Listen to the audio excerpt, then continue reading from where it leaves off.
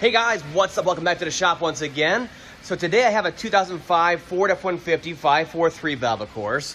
They had a trailer transported in from California for me to take a look at it. So the problem with this truck is that they just supposedly had a timing job 20,000 miles ago using Ford parts. And you go and start this thing up and it's a horrible rattle noise going on in this thing. And it's constantly there while the engine's running too. I'm thinking it's mainly from this side right here, and everything's basically new inside of there. So I'm thinking something didn't get put back together right, or they didn't replace followers and they're failed, or something like that. So let's take a listen. Let's go ahead and start it up.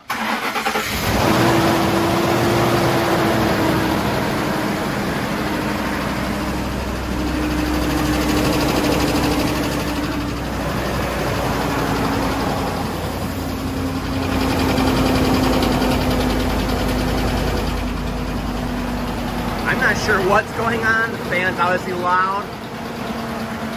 But man, this does not sound good. It sounds like it is from the valve tray on top. Once it calms down, take a listen. The loud tapping noise on startup, and it's constantly there afterwards.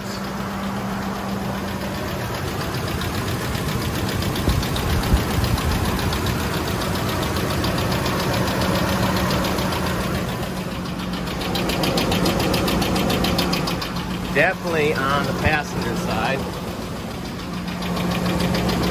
I'm not really hearing it over here. I'm hearing it coming through from the passenger side. So what I'm going to do is some quick diagnostics to verify with my stethoscope to see what side it's on, what cylinder it's located above, and then we're going to tear it down. Once I have it torn down on there, I'll let you guys come back and we'll check it out together and see what's going on and make all this noise. All right, here we go, the big reveal. So I have not taken a peek yet. I have not pulled it off in any way. So we're gonna pull it all together and see what's going on inside there. I'm thinking it's something with the roller follower or lash adjuster. Hopefully that's it, something simple. Look how nice and clean everything is in here. These bolts look like they're brand new, a little bit of dirt on them, and that's it. These techs out in California and southern states, they got it made, man. It's an 05 and it looks like this.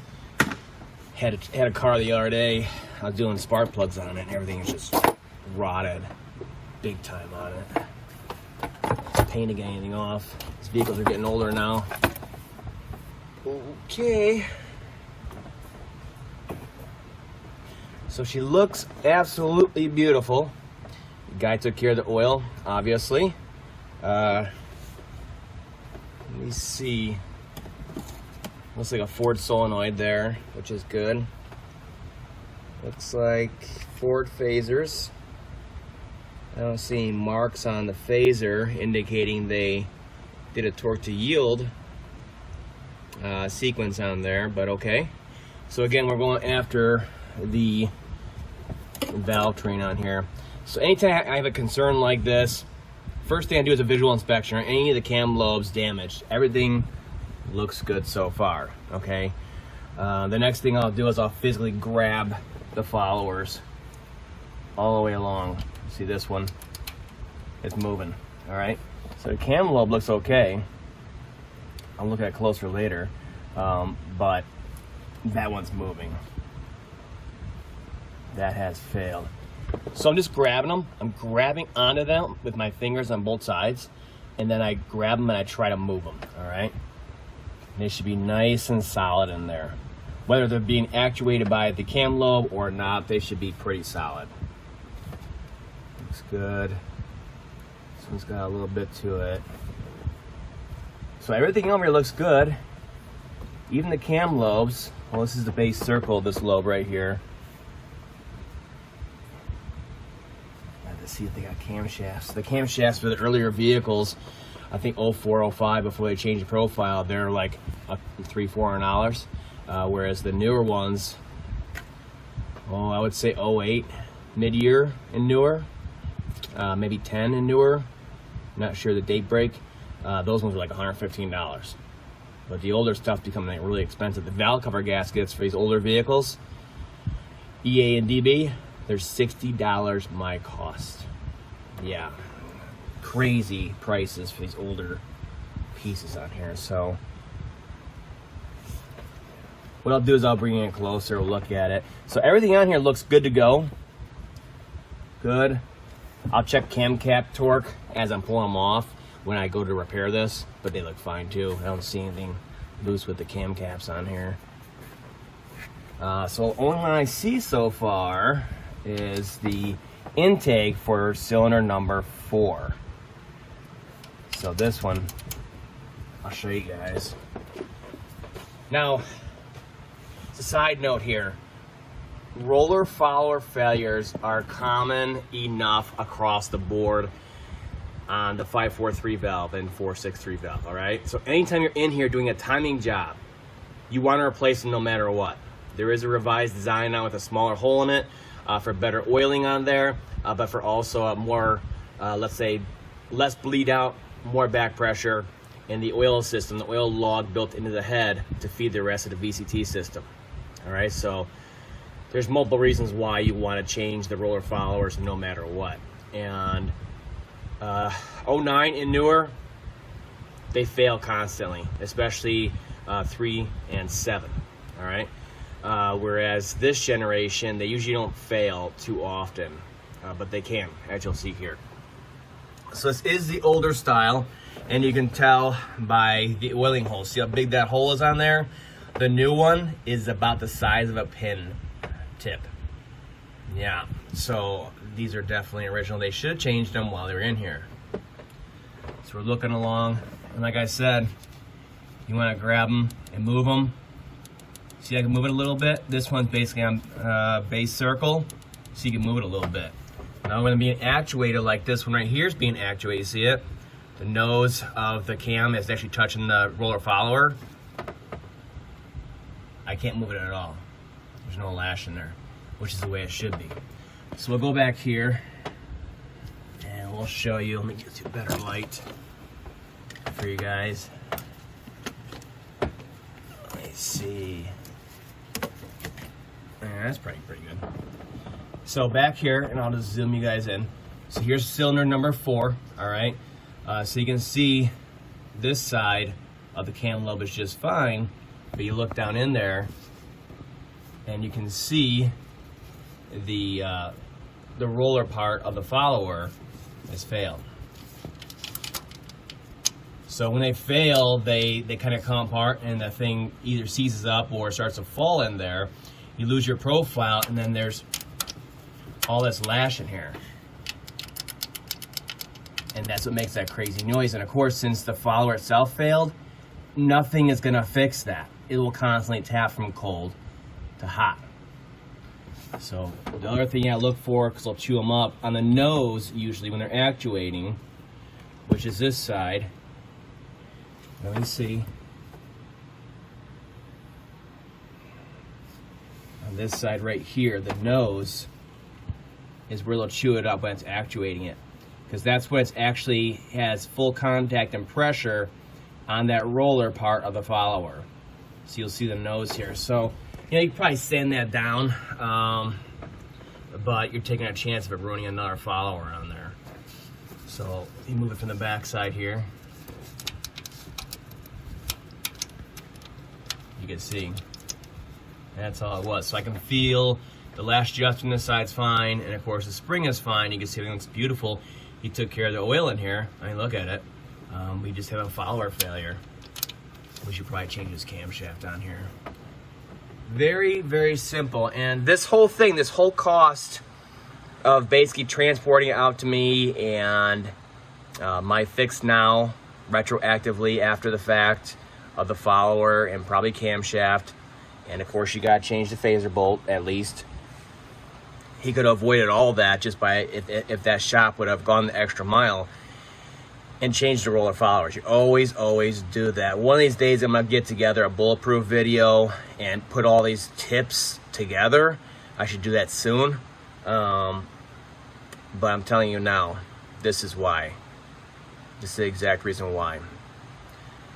Okay, so we did get the go-ahead from the customer to not only change out this side's camshaft and followers. But he said, you know what? While you're in there, we know this side has the old style components in it. Let's go ahead and pull apart the driver's side and replace that too. So everything is all new. Like I said, he just had a timing job 20,000 miles ago. All Ford components in here, good to go. They just neglected to change the followers out. So here on the passenger side, I have the camshaft in, new roller followers, all that good stuff. We reused the phaser on here because it was a new Ford one. And of course, replaced the torque to yield phaser bolt on there. Got that all torqued down on there. And everything in here is torqued down and cleaned up and good to go. And now we're starting on this side. So this is what I found in there. And this is really common. Like I said, usually in 09 and newer. So this is the old follower that failed. And you can see it's chewed up pretty bad on the outside there. That's where it was actually grinding into the cam lobe on there, chewing it up, all right? And then, of course, this is locked up, so that was chewing into it to a point also. But it mainly just dropped. So look at the side reveal, and you see how it's hanging down, way down in there. And up top here, it's way low, it's sub-flush. Well, by contrast, here's a brand new roller follower. You can see the reveal up top there a little bit, right? And then down below, if you look at it directly from the side, it really doesn't hang down below. That's how they should be. And then you look at this one, yeah, you can see. So it's hanging way down, and that's where we're getting all that lash and all that noise over there. And of course, it just starts chewing into the camshaft. So this new style, you can see it has a really small oiling hole in there. Look how small it is. It's like a pinprick tip. That's about how big it is. I mean, it's very small compared to this one right there. You can see right through the blue towel in the back there. See it? That's a huge hole. So with all of these, you got 12 on each side down to this size right here. And this is the angle a bit more to actually hit the follower directly on. They actually increase the back pressure in the oil log in the head so that there's more pressure and volume reserved in the oil log for the VCT system on here. So that's going to help with that too. So there's multiple reasons why you want to change those followers, not just because they fail all the time. So the way I do these, when I'm changing a camshaft out like this, you're basically pulling everything apart up top here. So what I'll do is I'll do the same thing, same method, use the same method we use for changing out phasers in vehicle. You bust out the old cheese wedge, you wedge the chain, and I have videos detailing all of this. You wedge the chain so you don't lose time down below at the crank, and then you can go ahead and start loosening your cam caps on here and get your camshaft and phaser out. I pull them out together. Makes it easier that way. Before you do that though, you better mark your relation of the chain to the phaser. So we have it marked really well here. You see there's lots of paint on there. Don't want to lose that marking. So what I do on the phaser when I'm pulling it out, I'll look at it, I'll see what is exposed currently. And on this one, it was the R. So the R is a known point, and so is the L on here. It's a known point in the phaser. It's very easy to identify, quick to identify. Whichever one's touching the chain you have access to, that's the one I'll mark. So I know the R goes right back with that paint mark on the chain, and we're good to go. We're back in time at top here, and that wedge is holding time down below. All right, let me show you, see if I can get maybe this one right here. Ooh, yeah, there it is. Right here, it's actually contacting and chewing into it. That's the nose of it. So this one's not so bad, but they can get really bad. Either way, once they get grooved like this, I know it's hard to see, and then rough here in the center, it's just gonna chew up the new follower, so you wanna change out the camshaft. So this one basically sunk, and then it froze up and kind of got out of the way once it was rubbing on it for a while here. That's why the damage is not so bad. So yeah, like what I said, I'll go ahead and transfer the phaser, a new bolt to the new camshaft, and then we'll go ahead and we'll just lay it back in there the same way as if you were laying in a new phaser in vehicle, you know.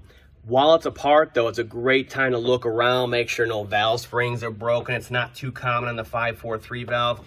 Lash adjusters, they're not too common either, but it's something you want to check, you know. So what I do is I just press on them all the way along, Just kind of feel for them, press on them. They should give a very, very small amount, but otherwise be rock hard, all right? Take a look at the wear on the cam towers here. Everything looks good. Like I said, this guy was maintaining the oils. Everything else is good in here. So we're gonna go ahead and put new followers on this side, and of course, the new camshaft, and reuse the phaser, same thing as the other side. And they'll make this timing job more complete, you know, the way they should have done in the first place. So I'm gonna get this all back together so I can get out of here. And tomorrow, once the sealant dries, I'll go ahead and fire it and let you guys hear the difference by putting the new parts in there. So I stayed late last night, got it all back together. So everything's good to go now and dry. The sealant's all cured on there. Let's go ahead and try it out. See if this thing sounds like new. Oh yeah. Oh!